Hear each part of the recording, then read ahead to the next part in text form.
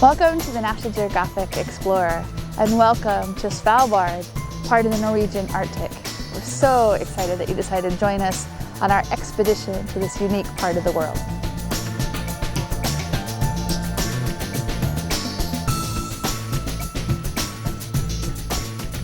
I love being up here in the Arctic because you find things that constantly surprise you. When you're walking across the tundra and you see this carpet of purple, I think the color just blows me away.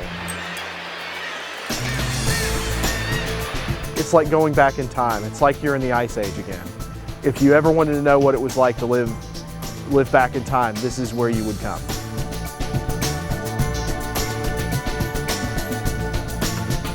I think there's a famous line that was quoted about George Lee Mallory climbing Everest because it's there. And I think the role of exploration has become much different in today's age. It's not so much because it's there, it's because it might not be there in the future. Well, they say to go to the Arctic, you don't have to be crazy to do it, but it does help.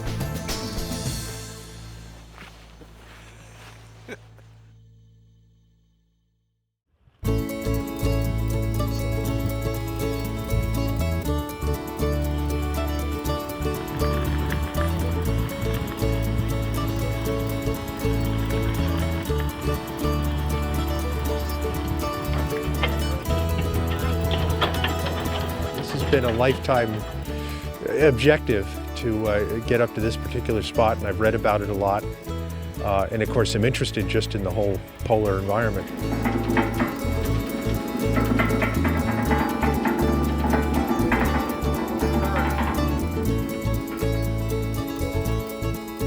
Longyearbyen is a colorful town.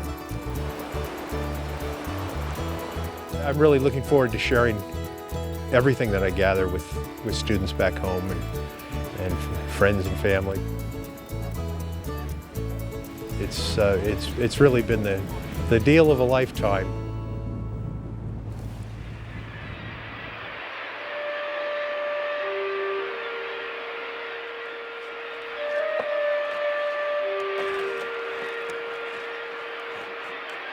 When I was 19 years old, I did my first trip on Svalbard. This has always fascinated me. I read the books about Svalbard when I was young, and I always had a dream to go up here. And when I was able to do that, this really hit me as one of the most beautiful places on Earth. So I took my wife to be, and we went out trapping on a hut on a remote place for almost a year. It's just tremendous to be up here and then be alone the whole winter and then walk around and feel the big impression of nature. Also, it's so pristine and pure and clean, and then you can go around here for days or maybe weeks without seeing people. There's an expression saying, why follow other people's trail? Instead, you should leave a trail for other people to follow. That's a way of travel up here.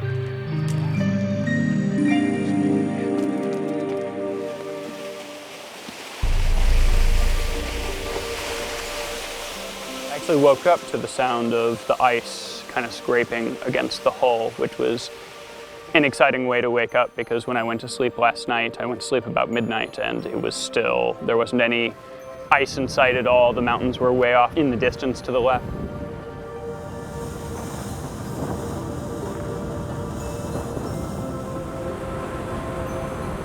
I love to get out in nature. I love to explore and get out into the wilderness, but obviously the Arctic isn't a place that you can just throw a backpack on and load it full of gear and disappear into.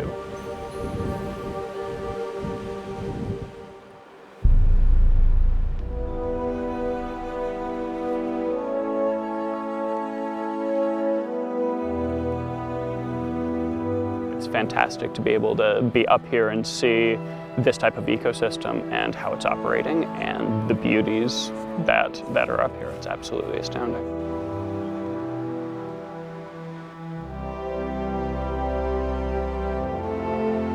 Rushing out onto the front of the boat and seeing ice everywhere, a gigantic glacier that is hard to even estimate how big it was, seemed to stretch across a majority of the horizon in front of us, and mountains ringing us on every side. It was an astounding way to wake up, to say the least.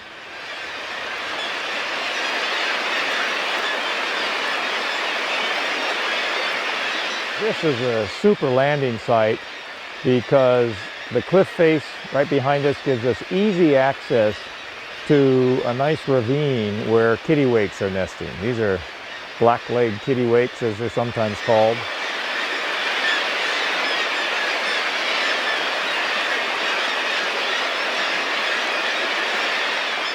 We see lots of breeding colonies of kittiwakes around Svalbard, but this is the best place for us because it's so low down. And they have a very protected landing spot inside that ravine, so we can walk right into the ravine and be at eye level with nesting kittiwakes. It's fantastic.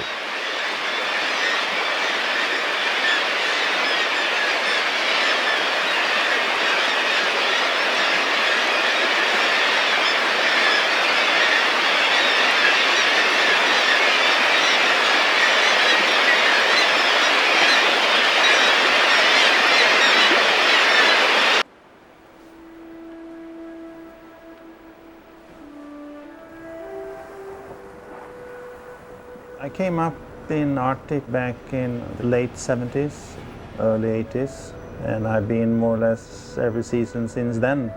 So I migrate then down to Antarctica when it's summer down there, and then when it's summer up here, then I'm here. So exciting environment, and every day is different, and also I have seen the enormous changes on the climate up here, and particularly the ice situation.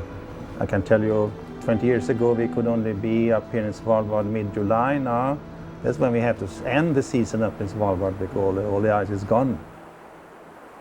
It is really a privilege to get the chance to see the most magnificent creature in the Arctic, the king of the Arctic, the polar bear, the isbjorn. It is the largest of the 8 bird species in the world, and by far one of the most impressive creatures that I have ever seen. It is a magnificent animal that is perfectly adapted to these super harsh conditions.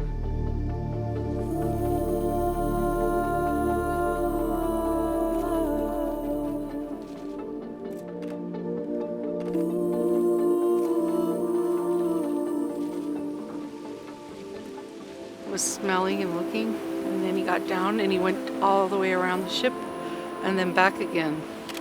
And it was the most exciting thing. He was so close. Oh, there's nothing like it in the world to see an animal in the wild.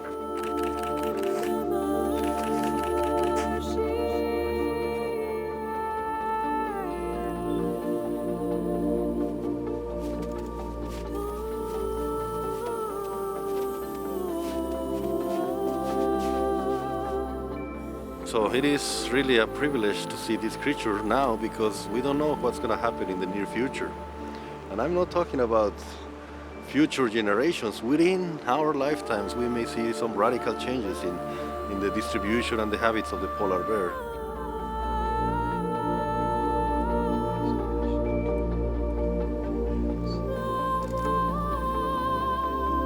So this animal that we just saw, it's a marvelous encounter.